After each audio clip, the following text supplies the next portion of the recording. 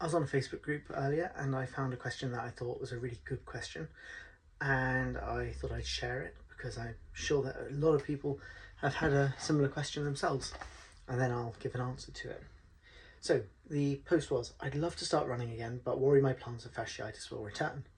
I sometimes still get a bit of stiffness and pain after using the cross trainer at the gym, so I worry about running out on the roads. The trouble is I miss running but don't want that pain back as I can't afford to be injured. Has anyone been in a similar situation? And oh my god, that is like the most common thing that I hear from my patients.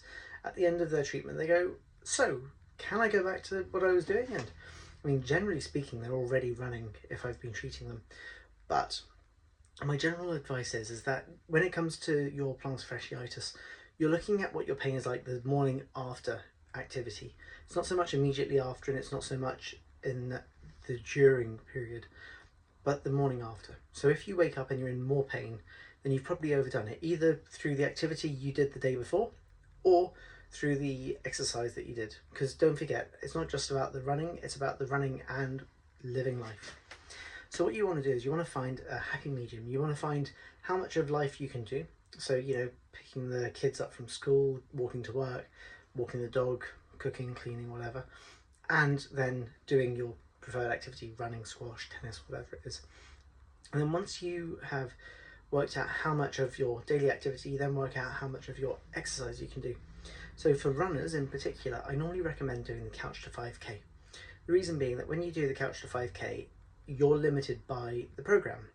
And you might find that, you know, week one is far too easy cardiovascularly for you, and hopefully it might be even too easy for your foot as well, and you don't develop any more pain. What we do is, if we say week one on Monday, you go for a run and you do the couch to 5k and you're walking for a couple of minutes and running for a short period, etc. And then the next morning you wake up and you've done everything as normal and you're not in any more pain, then week one you're okay with.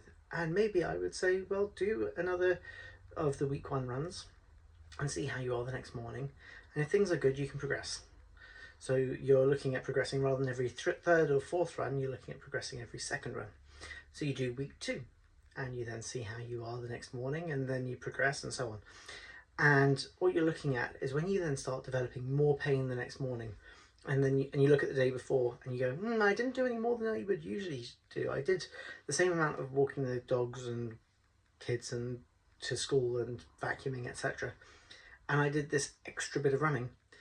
That's where I did too much. So you then go back a week. So you go back to, say, I think I said week 4. So you go back to week 3.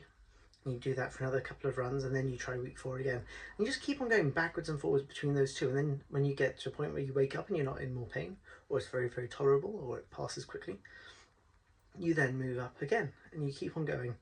And eventually you will get back to running. The question is just going back to it slowly enough that you can cope. Pain whilst you're running, as long as it's not exceeding a 3 or a 4, I'm normally happy with. Pain after running, again, not exceeding a 3 or 4, I'm normally happy with. But it's all about that morning pain. Please keep in mind, this advice is only generic advice. It's not specific to any individual. Even the person who posted that Facebook post, it's not specific to them. It's just very generic advice based on hundreds of patients, thousands of patients even, and the advice that would normally be given.